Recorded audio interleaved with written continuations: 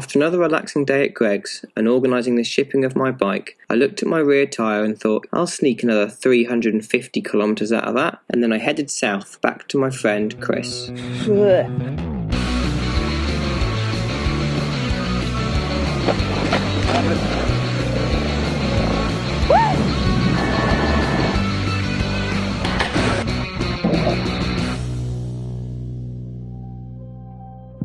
Hello, so I'm back at Chris's place.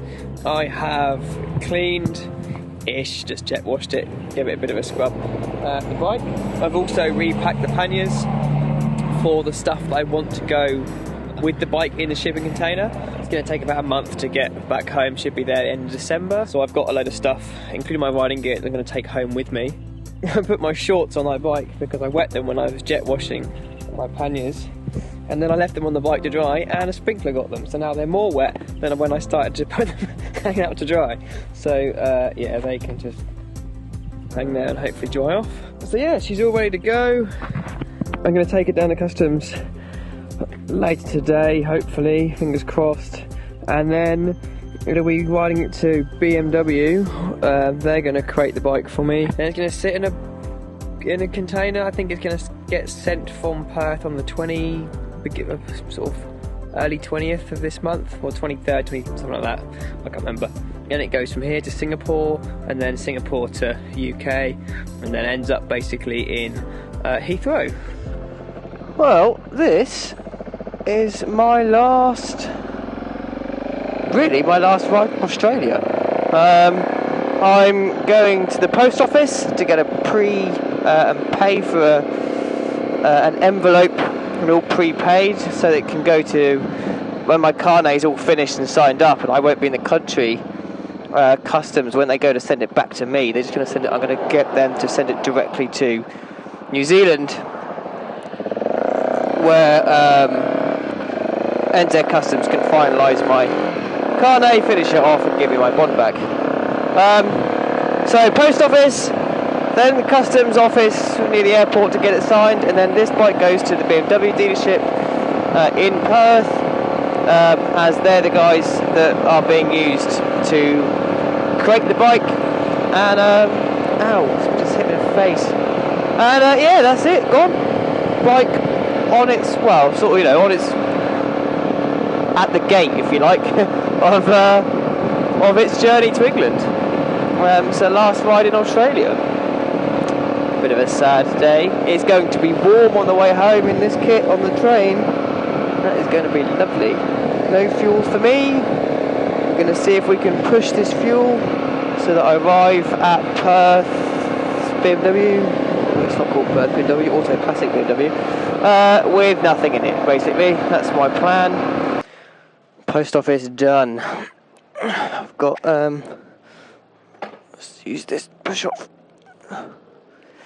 I've got an envelope that's sort of prepaid to be tracked and signed for what have you to New Zealand.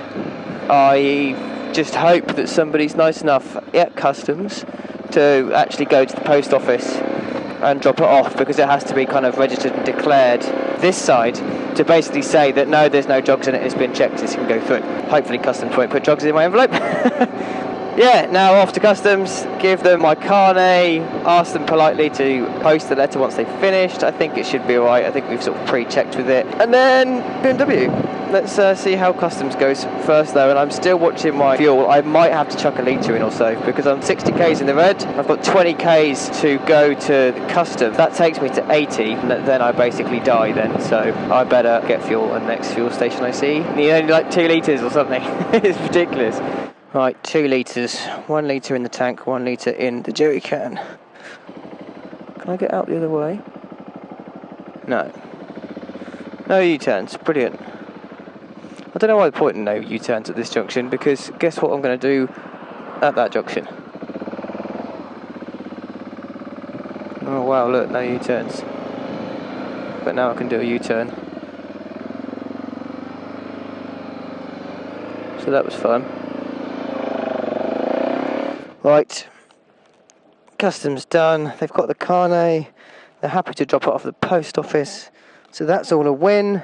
So I'll email Got my contact at the AA later and tell him that it's on its way.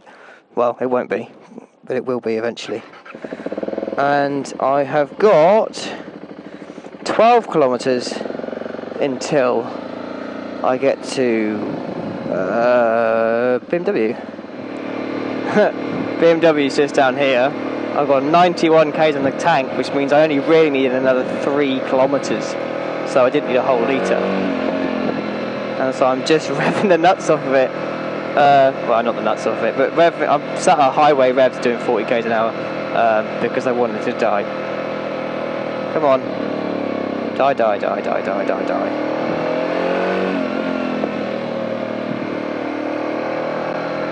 It's not going to, is it?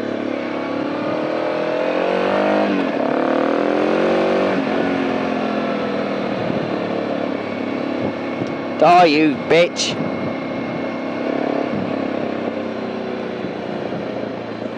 What lucky biker is going to get a litre of fuel? Let's ask this guy. Ooh, stop, stop, stop, stop.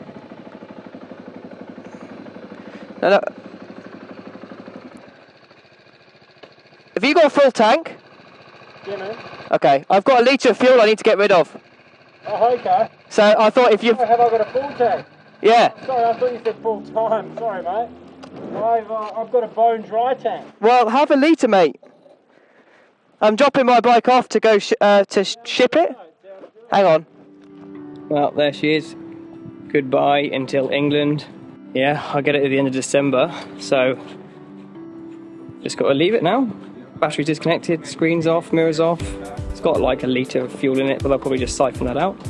And now I get to walk all of this to the bus and then get a train for another like hour and a bit, probably. So, yeah. It's a pretty good service to leave it at BMW and then they just do it all for me. Apparently the crates are all the same size, even the 1200, which I just was like, oh, that sounds expensive, considering I could drop the front wheel and make it really small. But whatever. It'll be lighter this time round because it hasn't got my camping gear and stuff, but only by like 20 kilos, maybe not even that. 15. Anyway, let's go find this bus. Oh yeah, there it is. Right. The bus and train ride back was a few hours at 25 degrees in full kit, so it wasn't the most comfortable. Another day or two later I had my flight home. My large yellow bag was checked in, leaving me with my tank bag and my helmet. At one point on my 20-hour flight we had a race. And then I watched the sunset and the sun rise while sat on a very busy plane with my little helmet stuck between my legs. After a long queue at customs I finally met a very, very excited mother.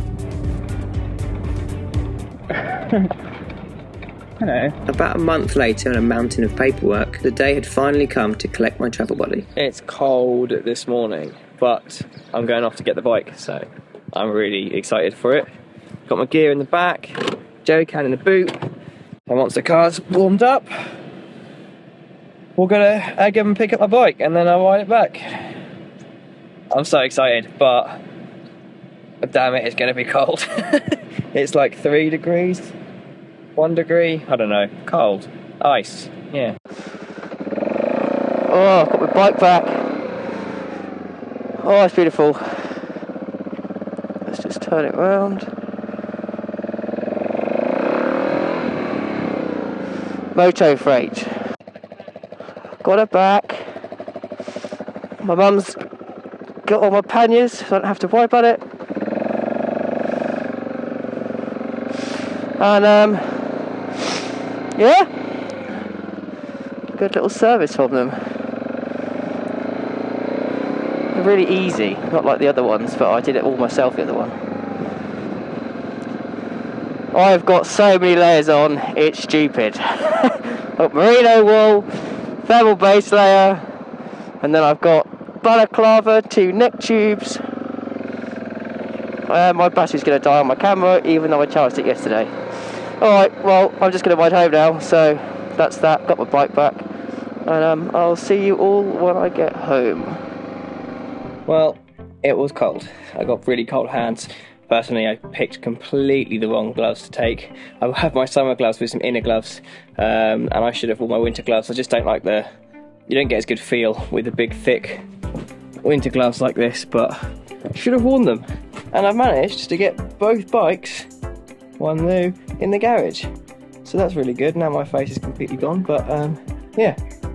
I'm pleased they've both fitted in, so they can chat to each other all night if they want. How I've cheated on one with the other for the last 2 years, they'll figure it out.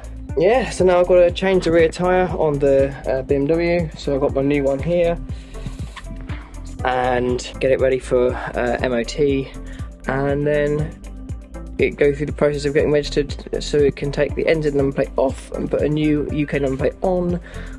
Yeah, so that's my next mission, but I'll probably just pop up and go, hey, done it, because it's too much effort. But that basically all of me and my kit and everything is finally home. It's the 9th of January 2019, so that's my trip finally over and completely home. So yeah, I don't miss the 5 degrees and the cold weather there, but it is nice and blue sky, which is awesome. Auckland was rainy all the time, so there we go. After a few replacement parts on my bike, like a new rear tyre, new chain and sprockets, new oil, new air filter, new oil filter, new spark plug, new cush drive rubbers, new wheel bearings, both my rims straightened, she passed the MOT and was ready for the MSVA test. So the bike's just going through its MSVA test, just waiting for the chap to get back with the remote for the box just there. Hopefully it passes and then I can get the bike registered. Thankfully she passed and got her UK number plate, so we took ourselves to the local bike cafe to celebrate. So that's the end of my trip. Here's the total route I did. It ended up being around 30,000 kilometres, 15,000 in each country. My time away from England was 3 years. I spent 10 months doing this trip, 2 months in New Zealand, 3 weeks in Tasmania, 2 months in Australia, and the rest of the time was either waiting for Australian customers or working for Honda MPE. I'm sorry the videos took 3 years to complete. I had 54 hours of footage to re-watch it and remember what I did, and then edit into something while doing a full-time job and trying to ride my bike every now and again. And I know that sounds like excuses, but it took a lot of time. You'll notice in my other videos that I'm now riding a KTM 790. Sadly, the BMW didn't make it. You can watch what happened on the NC 500 videos. Anyway, thank you very much for watching and following my journey, and I'll see you soon.